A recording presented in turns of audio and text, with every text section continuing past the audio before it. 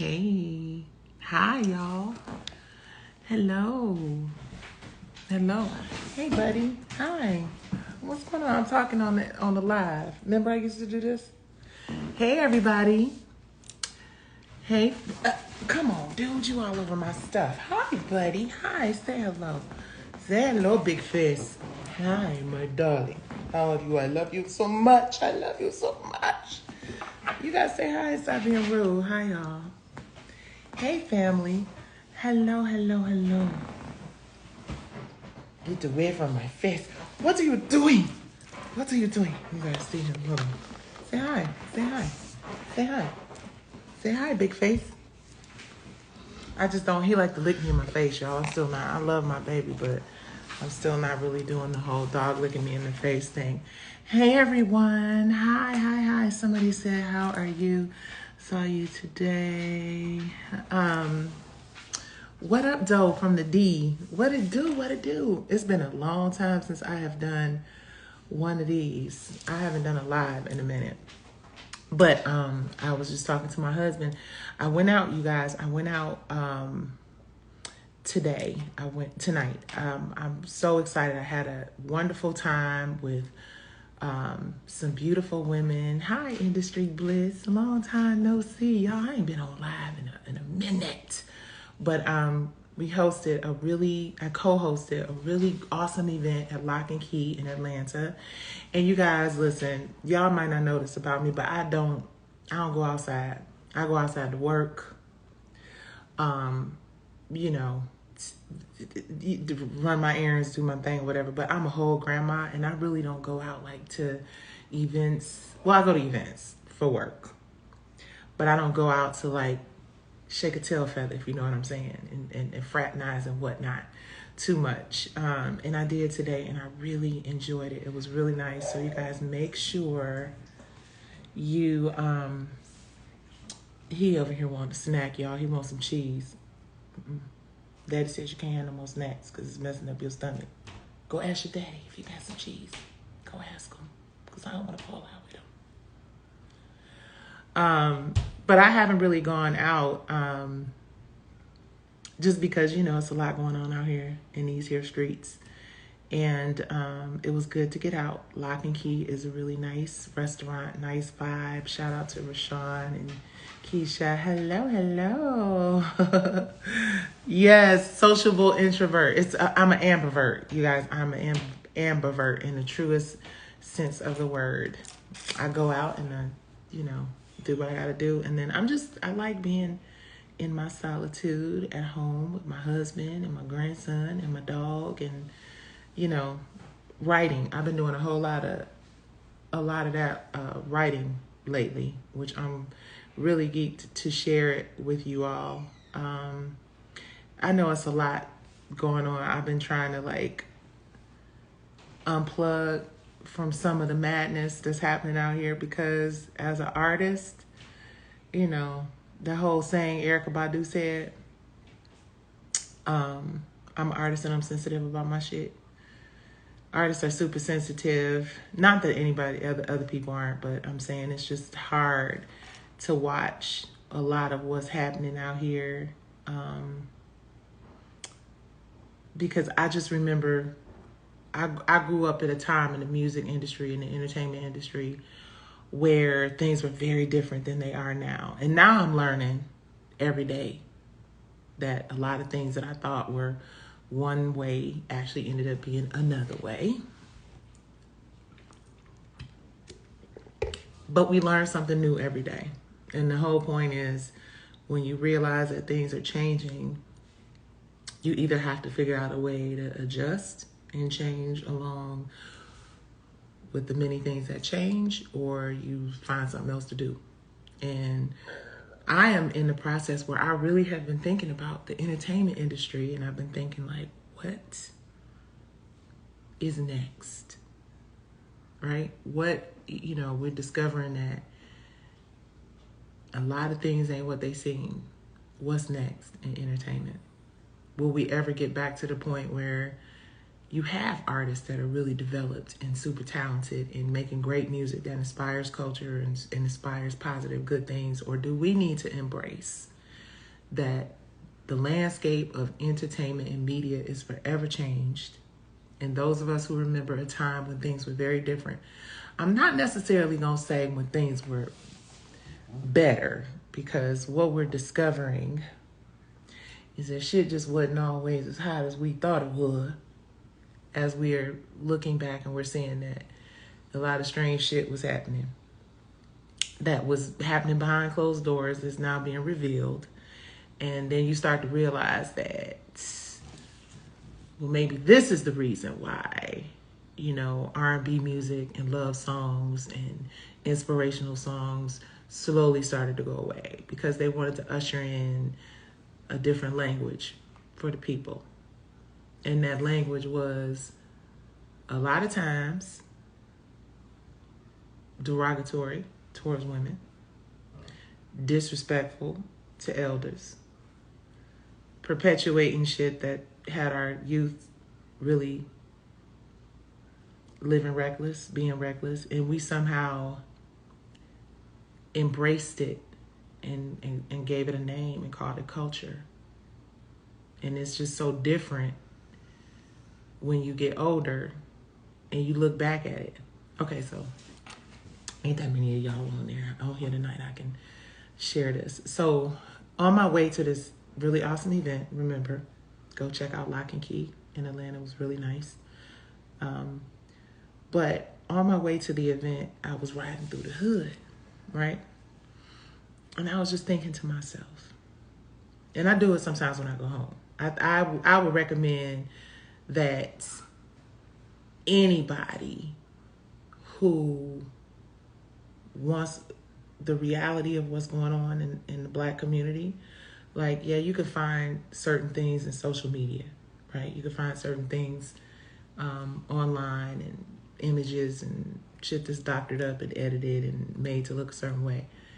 But the truth you find when you get in your car and you drive through our neighborhoods in the hood. You drive through and you realize the level of poverty in some areas. And the simple facts are, you know, it's not always about pulling the race card. This ain't always about pulling the race card. But the reality of the situation is most of the people that you see in those communities are Black or Hispanic, BIPOC, Black, Indigenous people of color, right? And when you see the level of poverty, right? When you see, and this is just riding through, and you go down a few blocks and then you start to see how people are living in the real world, not this social media shit, but in real actual life. You start to realize, wow. Number one thing you think is, I thank God that I can, you know, my circumstances aren't quite this bad, even though they ain't great, but they're not quite this bad. The first thing you are is you're thankful that you don't have to remain in that environment. You didn't have to remain in that environment. But the other thing you start to think is, how do you, if you're human and you care, it's like, how did it get this way? And like, what, if anything, can I do to help change it? You know what I mean?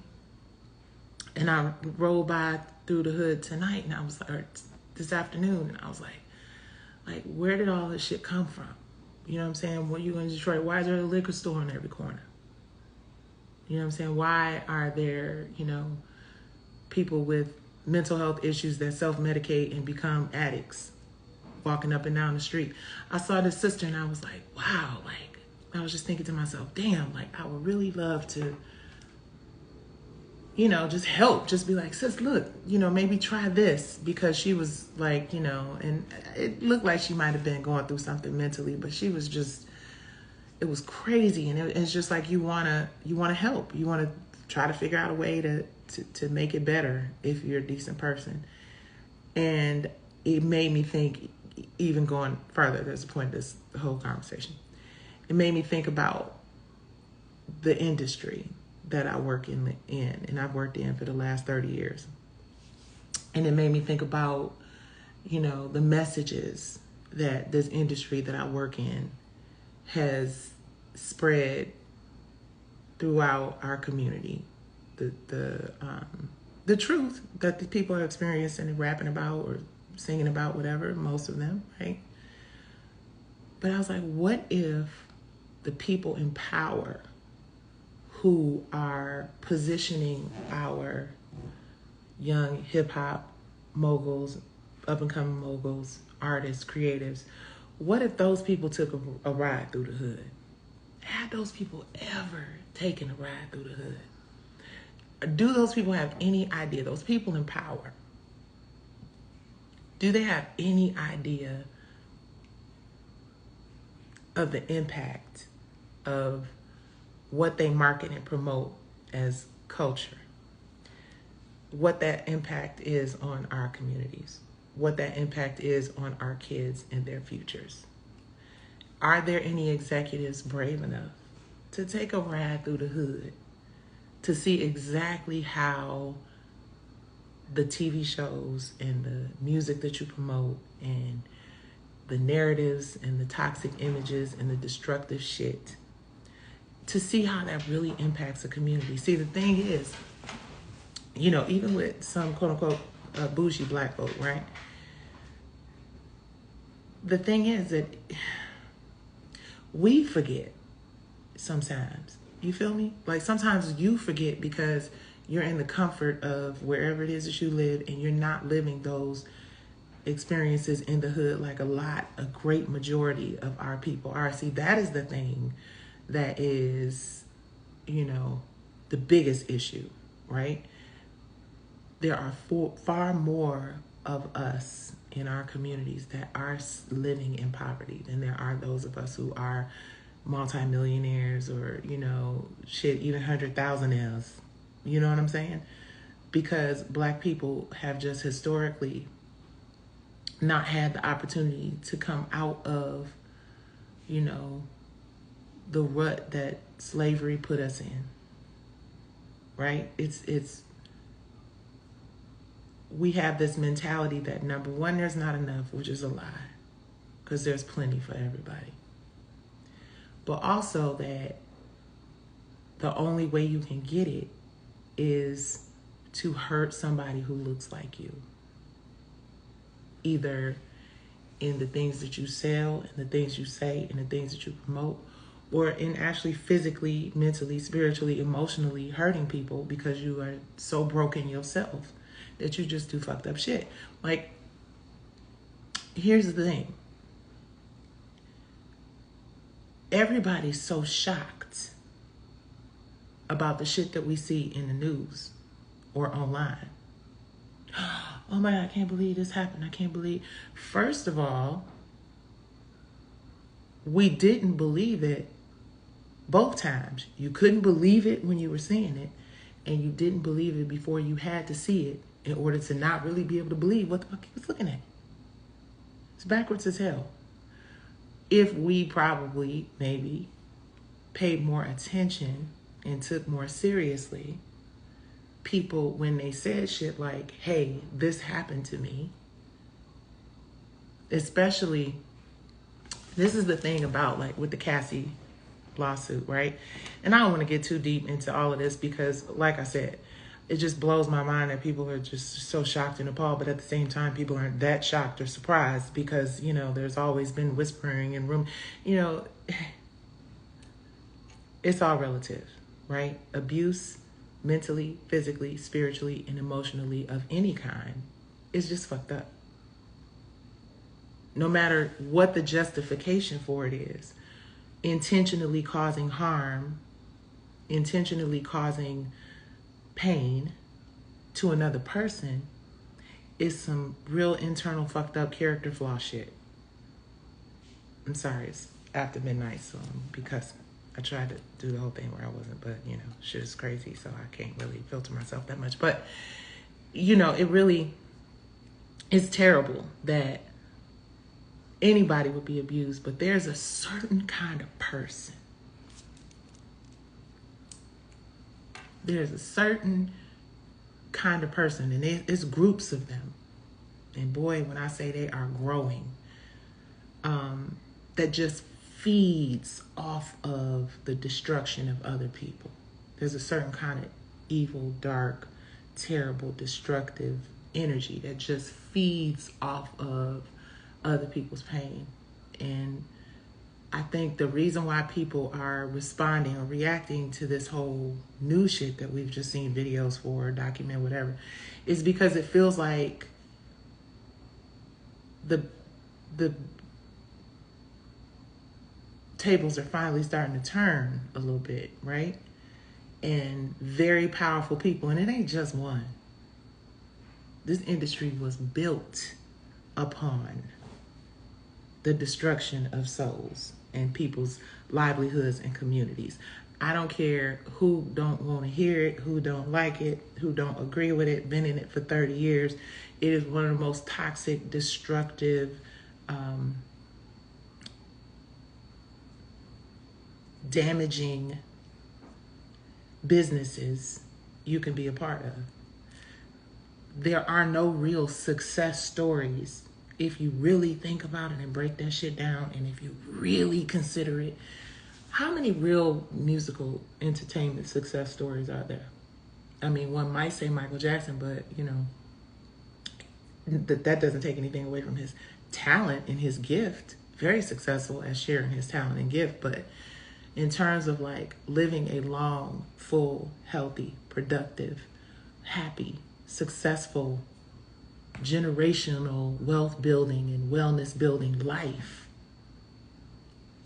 what Black entertainer has done that?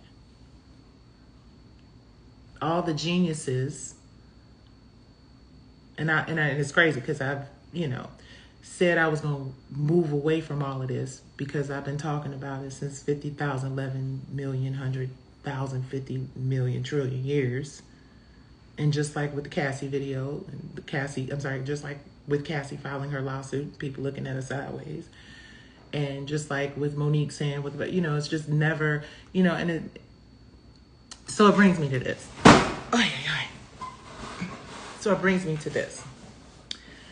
So there is a woman who told us a long time ago that pretty much every single little teeny weeny thing that's happening right now in terms of our community and the impact that music and hip hop in particular and entertainment has had on our community, would have on our community 30 years ago. See Dolores Tucker.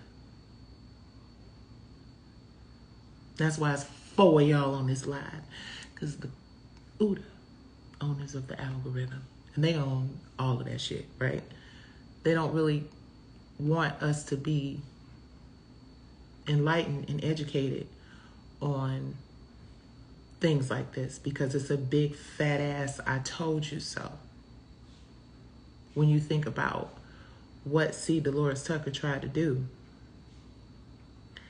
and how she was laughed at and ridiculed and called a bitch and said that she was vilifying our Black youth and all of this stuff, right? And it's like, I say to people who have that argument, like, where were you at the party when it came to conversations about how the music we listen to would negatively impact us in years to come? She was like an oracle. All the things that we're going through right now, all the things that we're learning, all the years and years of foul, horrible, awful, godforsaken, terrible things that were supported and, or at the very least ignored, right? Which is a form of support, right? For so many long years. And this woman tried to tell us all that if we stayed on this destructive path, that we would end up exactly where the entire fuck we are today. But we didn't respect her because she was telling the truth that nobody wanted to hear because the music sounded too good. And I was one of them nobodies who didn't understand it at the time, which is why I'm having this conversation with y'all now, because I'll be 54 next month. And damn. Oof. When I said that, something just, oof. I've been 54, grown as hell, been in this business for 30 years. And, oh shit, that's crazy. Over half my life. So I know more about what I'm talking about than the average person out there. There's a select few of us who understand the nuances of what has happened and how entertainment has been used as a tool to cause a lot of destruction and division in our community. See, the thing is, back in the day, it was a group called the Beastie Boys, right? Dope as fuck. I love the Beastie Boys. Especially that, had a little horsey named Paul Revere, just being my horsey in the court of beer, riding across the land, kicking up sand, shining slices on my tail because I'm in command. One lonely beastie I be. Somebody grown in this little chat with 5 people know what I'm talking about. Fire ass group. But they didn't keep doing that shit like that. They didn't multiply hip hop for white people.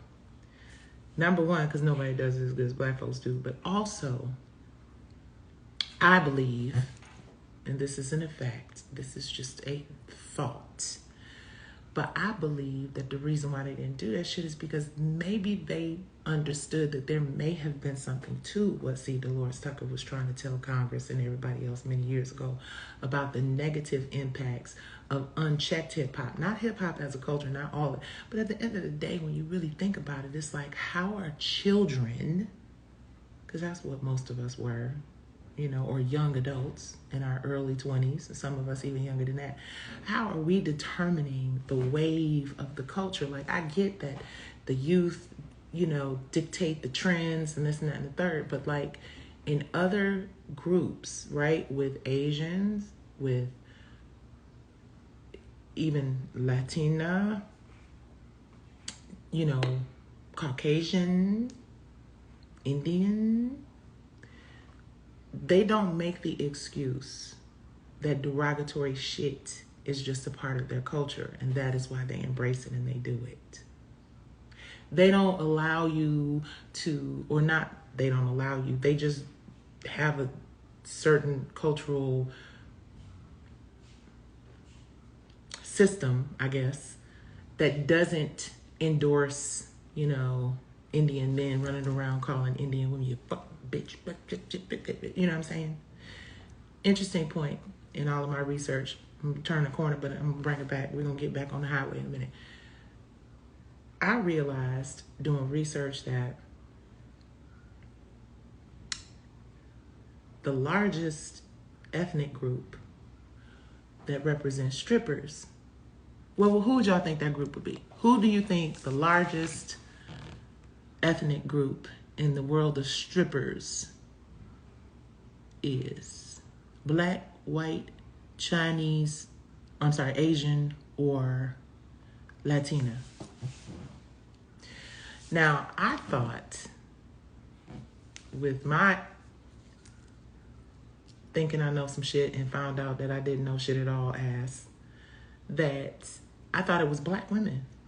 I thought that the largest ethnic group that had a population, that had strippers, was black. It's white. Exactly. You said it. It's white. It's white now. Right now. White now. It's white now. No, it's white. White women, 53, 54%.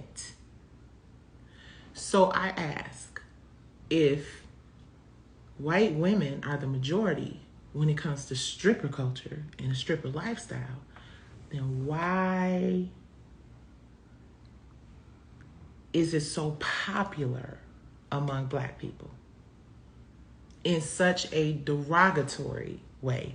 And by derogatory, not that I don't think there's anything wrong with being a stripper. If that's what you want to do, baby, shake that ass, drop it, you know what I'm saying? But why is the narrative in terms of culture with and this ain't just about P Valley, right? Because I'm sure somebody's going to assume that that's what I'm talking about. Well, kind of, but that ain't what this is about. By the way, my appeal is going great, and we're going to win it. We deep in it, but I digress. I'm not here to talk about that. But this culture of like, drop it low, spread it wide, be a stripper, aspire, whatever, you know what I'm saying? Thank you very much. No stripper wants to be a stripper. But I mean, some people may. You know what I'm saying? Some people may. Some people like, listen, baby, if the waist was wasting and these wasn't 53 like me going on 54, that was a lot. I'm sorry. I was like, I might spin a twin, you know, to each his own. This is the thing. People's sexuality and their sexual preferences and who they want to sleep with and, you know what I'm saying, all that other stuff, you know, is their business. I don't think that people should, you know, have to share that information. But exactly, someone said none of us dreams of being a stripper when we grow up. So then this is a great point. Thank you, Madam Memoirs. Thank you so much, because that's great in feedback and input. But I say this because there's like this, like, and let me be clear, okay? Because what I'm finna say, some people might be like, she always judging and you old judgmental ass auntie. Yup, and is, and don't give a flying frog leg about what you think about it, because guess what? That's how I was raised. I was raised in an environment where if you care about people and you love people and you want people to be able to learn to be, you know, greater and better, you tell them the truth. That don't mean you don't love them. That don't mean that you don't fuck with them. It just means that you want, you know, you share your truth. I've had a lot of experiences in this life of mine. I have traveled the world. I have seen the worst of it. I have seen the best of it. I've had a whole lot of money and none at all. Right? I know what it's like to be taking food stamps to the store, because that's what my mama had to do to feed us. And I know what it's like to be sitting in the cafe in Paris, in Champs-Élysées, ordering some shit that I don't even know how to pronounce. So I thank God for those experiences, and I don't judge anyone. But I will say this. There's this narrative in music and on television and in all of these various places, specifically with Black women. Now keep in mind, as I stated, the vast majority of strippers are Caucasian women. That I'm not shading nobody and disrespecting nobody. I'm just saying that's what the numbers say. But we got every artist, rapper, singer, whatever. It's like the stripper starter pack is what your whole vibe and your whole look and your whole situation gonna be like. It's like the more better you can twerk, the more you can walk around in a bathing suit on stage. And listen, I'm not judging anybody. That's for God to do. What I'm doing is expressing an opinion about some shit that I see, that we have learned that these men in this industry who have made this, created, endorsed, encouraged, this stripper, drop it low, spread it wide ass culture for our young girls to aspire. Listen, I have a 30-something-year-old, and she tell me all the time, she gets me like sneakers and gym shoes and cute little current, regular, modern shit, because I really don't know what's hot and what's not to these people out here, these things they call millennials. I got one and it's weird, but it's a joke. I love it. But I don't know what's hot, but I do know what's not hot.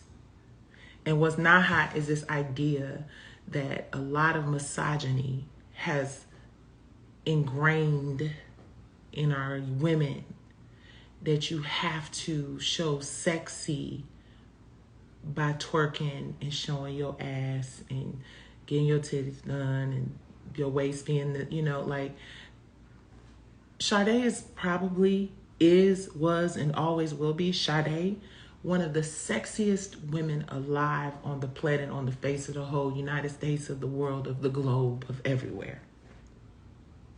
I don't know nobody fucking with Sade on the sex appeal. And I don't ever think I've seen Sade's arms. Sade is the epitome of sex appeal. And Sade ain't showed, I think maybe one time we might have saw a thigh.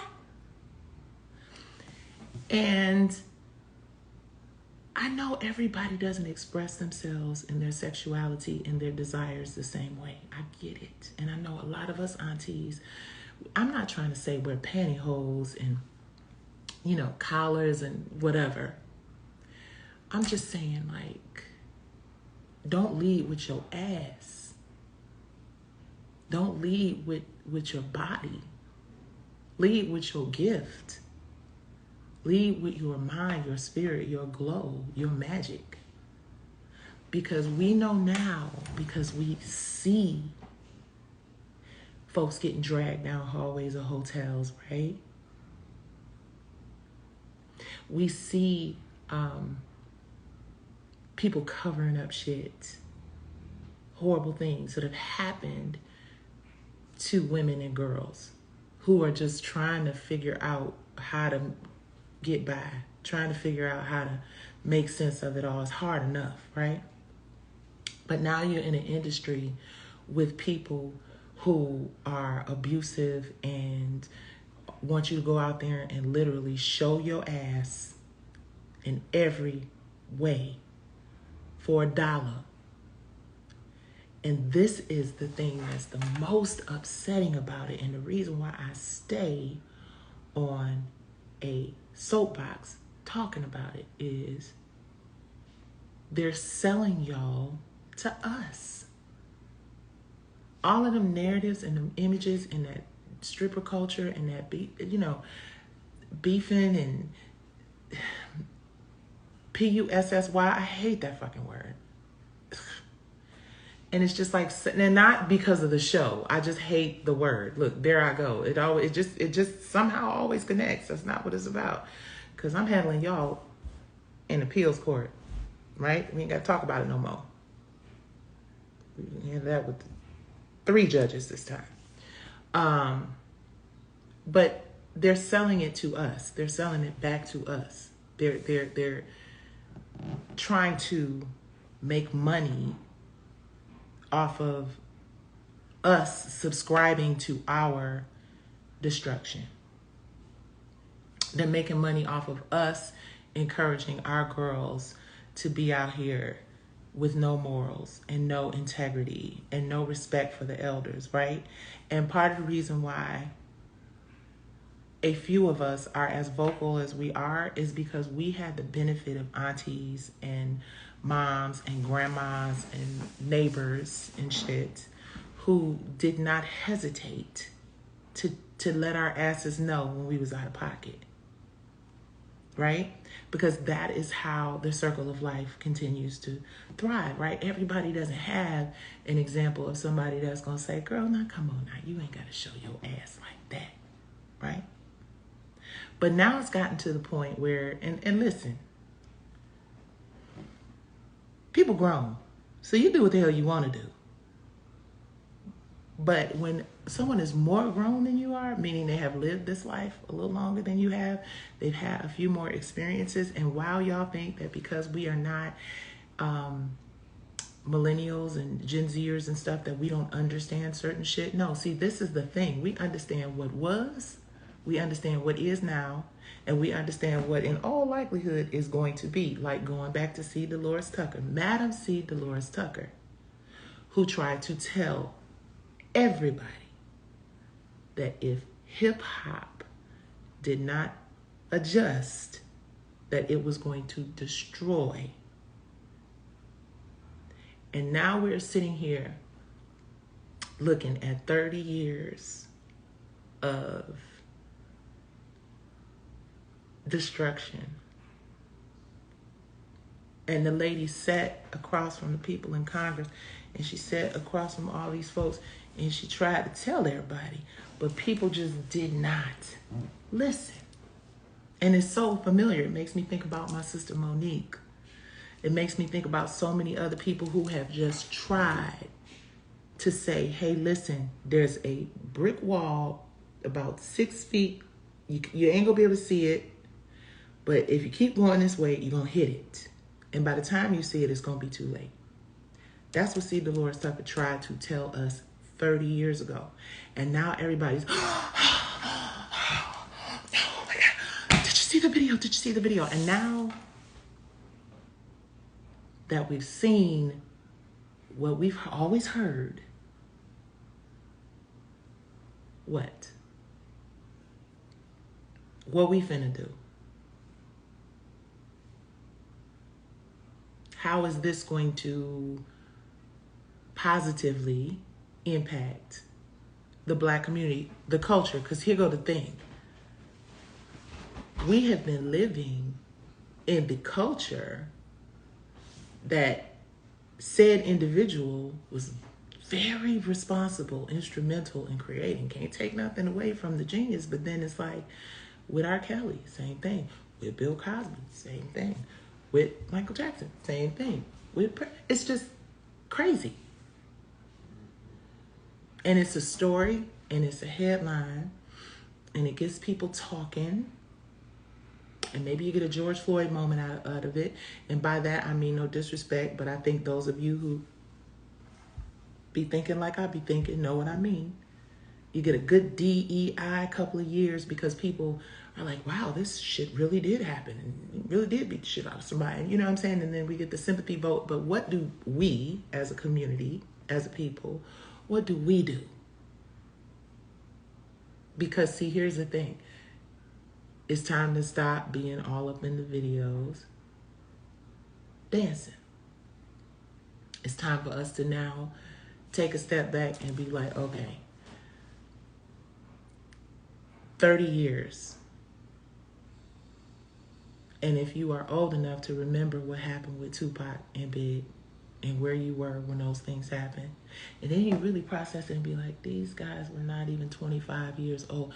When you think about the impact that the genre has had on our community and on our culture, and how it's one thing has led to another thing, has created this like really fucked up whole like industry that doesn't really lend itself to anything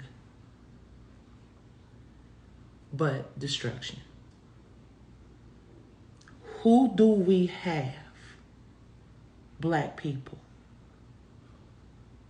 Who do we have that is the example? This is where they cut off my motherfucking life. Who do we have that is the example of real success in the entertainment industry as a Black person? And I don't say Beyonce, y'all, and Jay-Z. Come on, that's like almost too obvious. But like, who do we really have legacy-wise, and like, who doesn't feel abused and neglected and disrespected by this industry? I say this almost every time I go live. It's been a minute, but my story is still the same. Byron Allen. Hey, Leon. Hey, Leon. Byron Allen is one. Byron Allen is one. But even Byron Allen has had his challenges with, racism in this industry, right? And what have these people done to help multiply that kind of wealth and wellness in the community? Listen, I know a lot of people see Tyler Perry and they think this is the height of all heights. I personally think that the height of all heights is when someone like Tyler Perry has created more like himself from the perspective of success in business, in this business in particular. Because I'm going to tell you what happens. Back to what I was saying earlier in this live, if y'all just joining me. We have this whole crabs in a barrel mentality in our community because we ain't never had shit. So we always feel like, no, I can't share my wealth. I can't share my popularity. I can't share my writer's credit. I can't share my shit with you because it's not enough for all of us. So I got to just keep this to myself. Problem is, doing that the first time or the second time or even the third time. Okay. But when you have built an entire career, when you have built a whole multi-billion-dollar enterprise and you have not created another couple of millionaires in your way, are you really doing anything that great? If you're controlling and monopolizing the narratives of Black women, like Black women can't control our shit nowhere. Like we can't do the church movie stuff because, we can, but, like Tyler got that sewn up. You know what I'm saying? From the hip hop perspective, you know what I'm saying? Got to be hoes and wonder why they call you bitch. Like it's amazing to me. And the crazy thing again is that we are selling it. They are selling it because we ain't selling shit because we don't really own nothing to sell it. But they're selling us, we are subscribing to a narrative that is destructive and toxic and foul. And it's just because we need to pacify ourselves looking at something that a white person or non-Black person owns, telling our story, sharing our journey.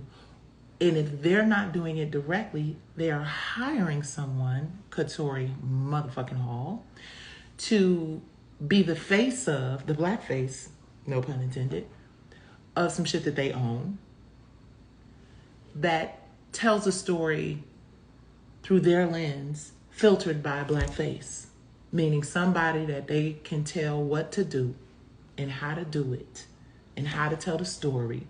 And all they're going to do is shut the hell up and do what the people who own the shit tell them to do. That's the reason that I fight like I fight. I fight like I fight. Hi, Debbie. Hi, Petty. I see y'all. I fight like I fight, not because I want to be popular, because quite to the contrary, I'm over this popularity shit. I enjoy talking to y'all. I enjoy y'all being around, yeah. But I ain't got to be famous no more. I'm 54. I've been famous for over half my life. Not famous, but known over half my life. So it doesn't really do anything for me, outside of when I get to sing for people on stage and share some good energy with y'all on live and whatnot. I got into this not for fame or to be on the show. That's the dumbest shit ever in the whole wide world.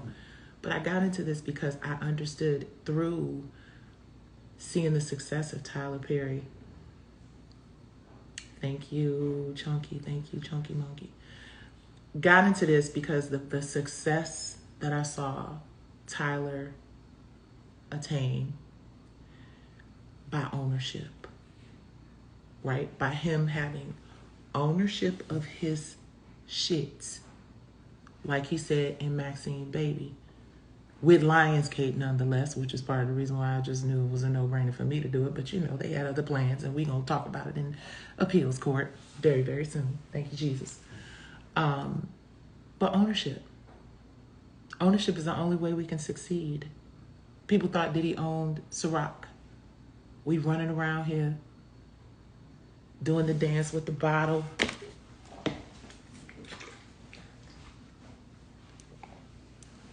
All of us geeked up.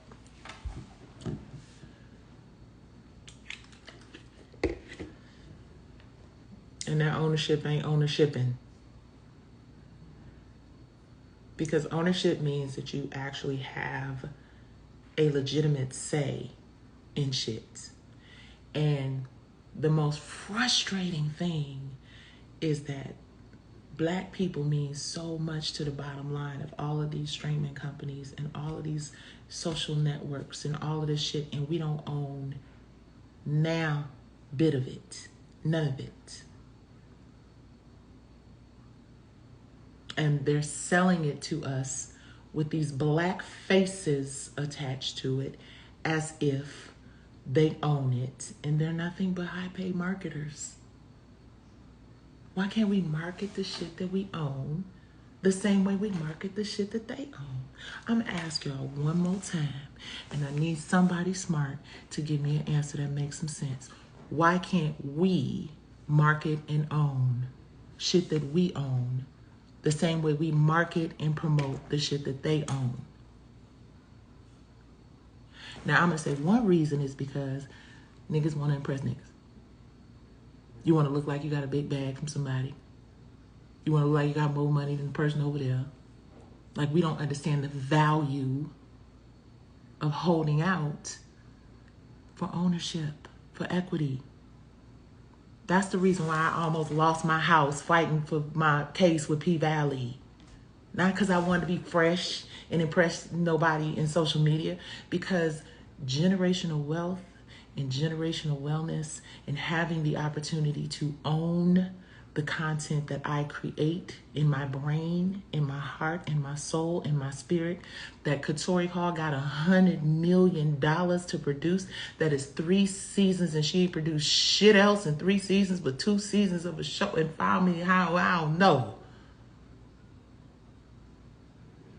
I fought and risked everything because it is worth risking everything for the opportunity to own something that in years to come will be able to help my grandson and my nieces and my nephews and my little cousins and my little community kids that I want to see have the opportunity to go to college and have a decent ass shot at life, because I'm somebody who really gives a fuck about my community and really cares about the importance of being able to hold on to something so that you can pass it down, like real estate. Fought like hell, because I fought like hell to save everything we have, because I made the decision to go up against the Goliath. And I made the decision to fight for what is mine. And let me tell you something. I said I'm going to go talk about this P-Valley thing, but I'm going to say this because this is just like, astounding to me. I have gone on a roller coaster, right?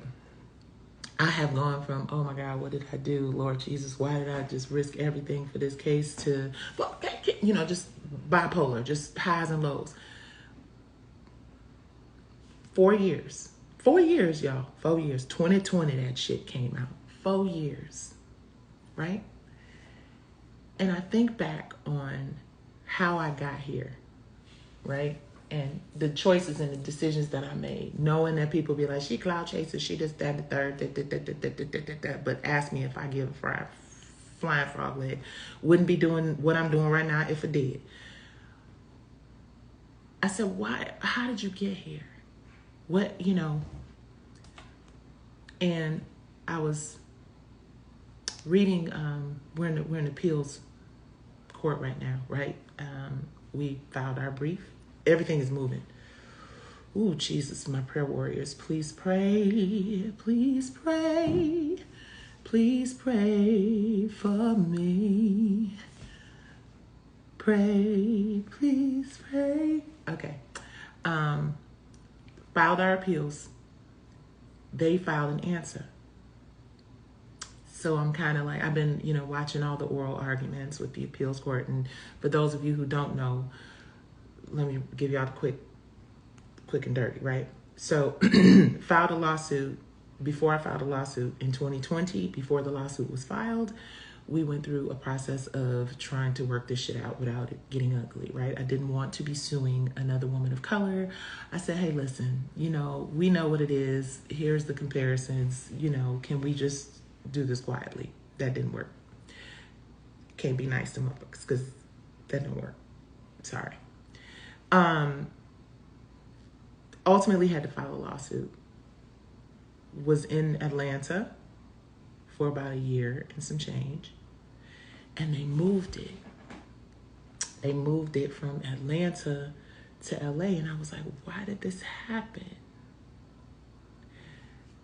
And that's just part of the judicial system. When you got money, power, and influence, You know, sometimes you have the money to pay lawyers to like really go as hard as they need to go to get done what they need to get done. I would just say it like that. You got money and power. You can pay lawyers to go as hard as they need to.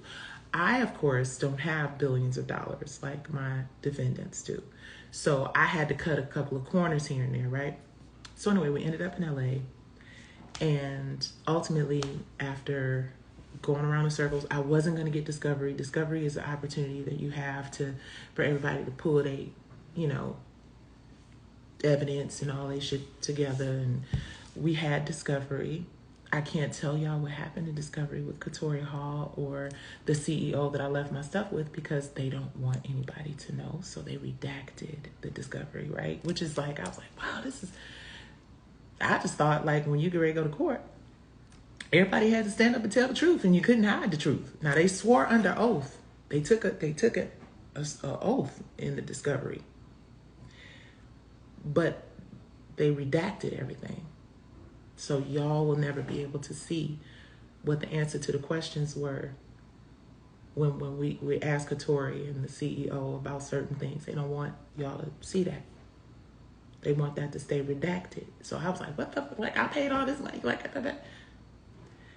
So then we got an expert, a really awesome expert. I never spoke to the expert a day in my life. Still haven't spoken to the expert. Could speak to him probably, I'm sure, but haven't spoken to him. You know, the expert is supposed to be neutral. The whole reason that you hire an expert is not to tell them up, not for him to tell you what you want to hear. You hire an expert so an expert can tell you whether you should continue to go forward because you spent all this money. You need to, you know, like what you think? What's this, right? It's like a doctor, a person to examine everything and form an opinion.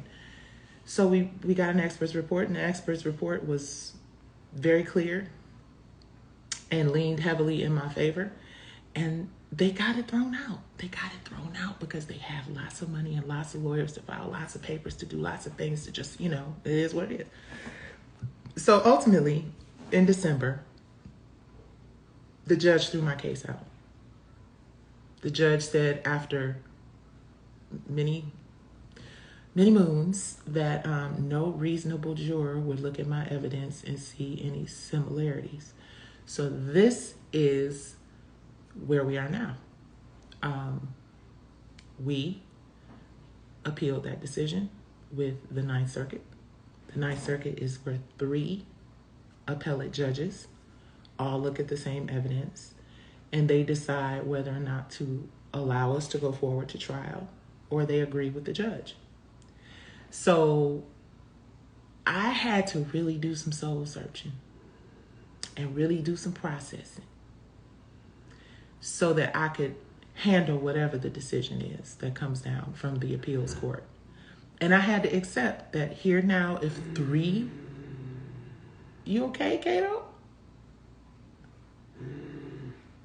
You all right, buddy? Sound like you're over there choking. So I had to really come to grips with that shit. Like, wow, like after all these years, this is what it all boils down to, right? But here's the thing that really kind of gave me peace, right? I looked at their response to our appellate brief, and I saw things like, basically, to sum it all up, they're like, you know, her character isn't as gay as the other character is. Her character only dresses as a woman one time. This character dresses as a woman multiple times. I saw things like Frank Rudder, in my character, who's the homophobic antagonist, is more homophobic. Frank Rudder, in my play, is more homophobic than Mayor Ruffin in P-Valley.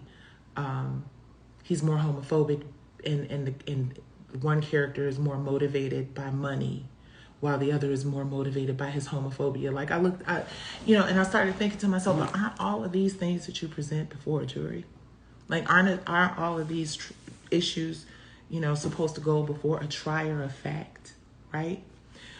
They said things like, I only mentioned the casino in my play twice, but in their series, 8 to 10 episodes, they mentioned the casino multiple times. So I really could not believe what I was reading. I was like, this can't be. And then I was like, no, yeah, it is. Like, this is how it goes when you don't have billions of dollars. Like, they literally can say shit like, you know, even though Tata is described as a flamboyant drag queen who's just as flamboyant as his name, and Tata is auntie, he is somehow less gay. Literally, like, he's not as gay as Uncle Clifford. That's the reason why it's not the same. Because yeah, both of them are members of the LGBTQIA community who run a club that caters to straight men that's up for grabs for casino development from a homophobic antagonist. But Tata isn't as gay as Uncle Clifford, and Mayor Ruffin isn't as homophobic as Frank Rudder. And I was like, I've been in this for like 4 years. And that's the best argument that you can come up with as to why I should not be able to go to a jury, for the jury to decide which one is which. My copyright precedes hers by almost 15 years. They're not, now keep in mind, let's keep this in mind. This is the biggest kicker of them all. In the appeal brief, they said, oh no, we're not contesting access. We're not arguing that she dropped it off with the CEO. We're not contesting that. Oh, and by the way, you can't see the CEO's discovery, what he said during discovery under oath, because we redacted that. So you don't need to see what the CEO said. You don't need to see none of his responses. And yeah, we're not saying that she didn't give it to the CEO. We're not even challenging that. We're just saying they're not the same because her character is less gay than P Valley's character, and the casino plot is only mentioned twice in her 2-hour play versus maybe 4 times or 5 times in their 8 to 10 hour series. Like, this is the world we live in. And that is the reason why it's so important for me to fight as hard as I possibly can for this opportunity to have generational wealth and wellness in my family. Because guess what?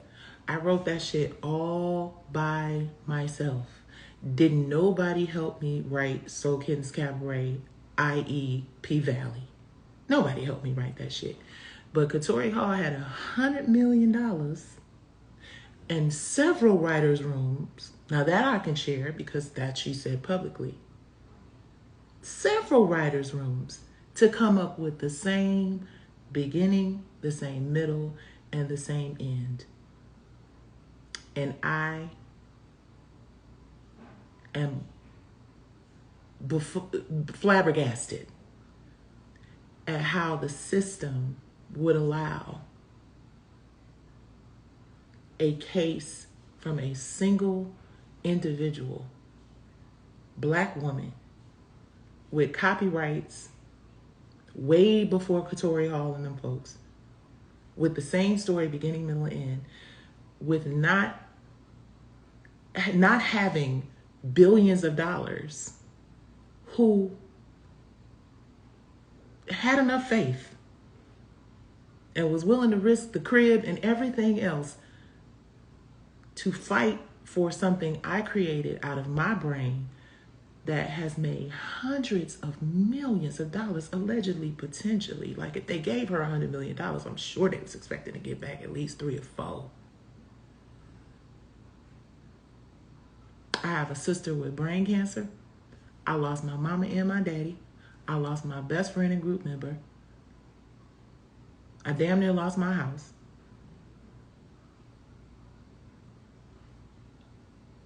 And just like Cassie, who filed a lawsuit, fuckers don't believe fat meat is greasy until I win this motherfucking appeal. Which I'm going to do no matter what it takes.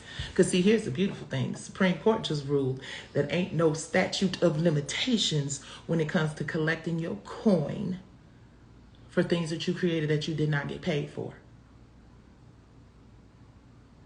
And see, the thing is, they got the right one. Because I'm not quitting. I'm not stopping. Because all I have asked for is what is rightfully mine. We work and live and exist in an industry that is so toxic and destructive and steals, robs and kills and disrupts. And if there aren't people who are prepared to go all the way through, if there aren't people who are prepared to go all the way through it and to it, because listen here, baby, I'm not going to allow this to keep happening without being loud and direct about the disrespect. I don't ever go and intentionally create beef with people. I don't ever go and create disruption. It's not who I am. I don't give a fuck what y'all saw on TV. Anybody who knows me knows that's just not how I get down. I don't do shit to help people. I do nothing but, well, I mean, not like that. I'm not a saint. But what I'm saying is I don't live my life to cause problems or issues for people. I don't go out looking for there to be some shit to get into that's disruptive. But when you come over here on my side, fucking with shit that I did for me and mine to create a peaceful, quiet, simple life over here, and you just start grabbing shit and flipping stuff and tearing shit up and plowing through and expect me to, you pissing on me and you want me to say, oh, this is rain. No. I'm a let's tumble off this motherfucking hill together type person if that's what's going to happen. And I also don't believe that all resolutions happen in this lifetime, because it took 30 years for what we just saw at that hotel to be broadcast for all the world to see. And the bigger they are, the harder they fall.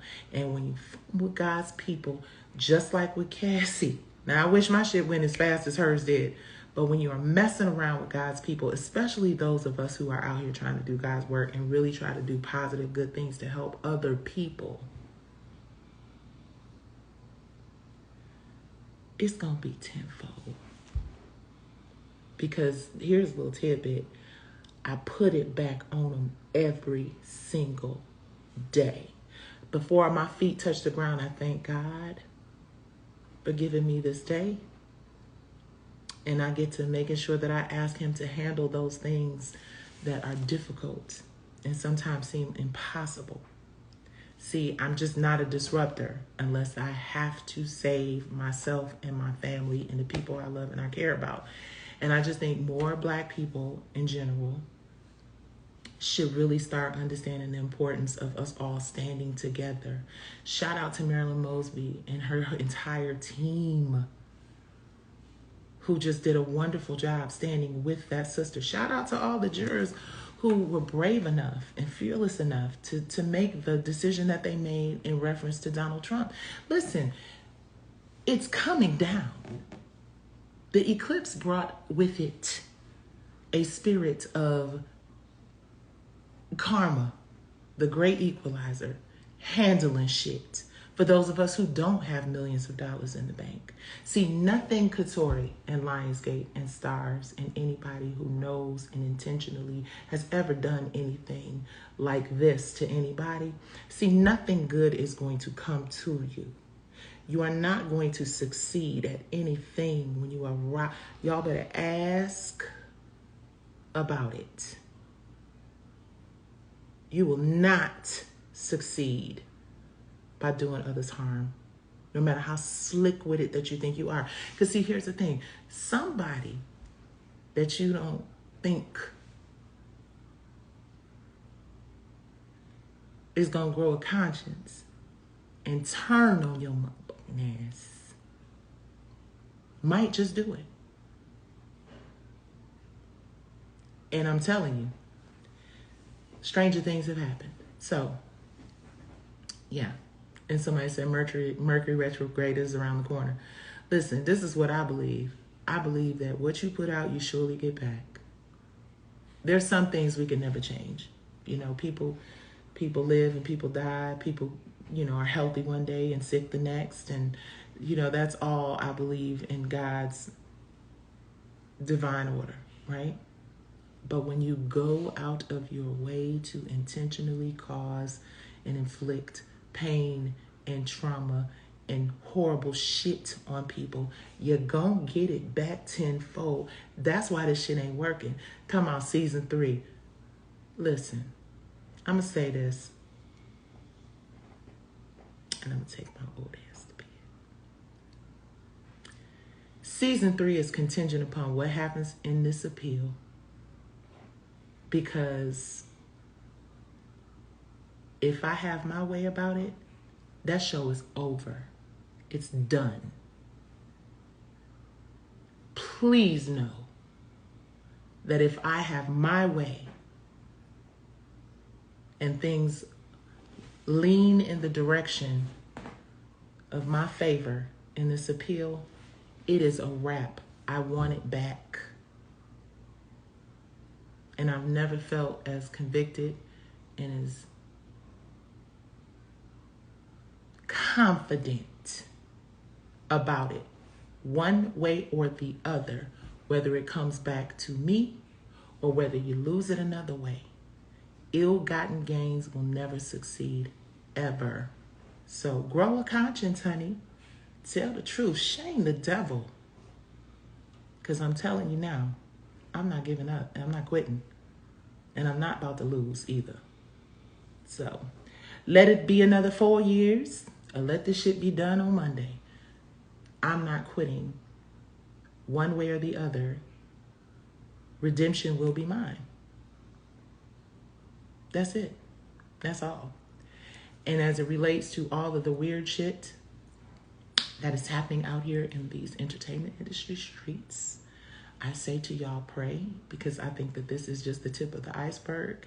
And like I said, I think we're just really at a place where that rotten shit is being exposed, and y'all who have done rotten shit, just get right. Because while you think you plotting and scheming and exploiting and exposing and all that other shit, the people that there ain't no honor among thieves and plotters and planners. And somebody always gonna get a little shaky in the boots when they're approached by the right people that they have no idea were even aware. Yeah, we all got watchers. Anyway, let me be quiet. You guys have a wonderful week. We're going into a fabulous week. I was supposed to get on here. The whole point was to get on here and talk to y'all about this show we got coming up with TLC and Goody Mob in Atlanta. And we got a bunch of shows coming up going into the summer, and we got a big, big Brownstone surprise. So please make sure you're following at Brownstone Official. Make sure that you are following brownstoneofficial.com, because the mic's gonna be on and micing. And, you know, just be good to each other, right? I've just decided that once I get through with this case, I'm just not acknowledging any negative energy from anywhere by anyone. Matter of fact, I'm not acknowledging that anyway. But I got to be able to play in the dark and play in the mud a little bit with this case, because, you know, I'm dealing with some real dark forces. So, you know, I got to, you know. But outside of that, spread love and light and positive energy, because everybody's having a time. And what you speak on a regular basis and how you say it and the conviction in which you deliver it will manifest. You pray up and come from the right place. All right, so have a great week, you guys. I hope we all make like 10, 100 million, 1,000, trillion, grillion dollars. All right, peace.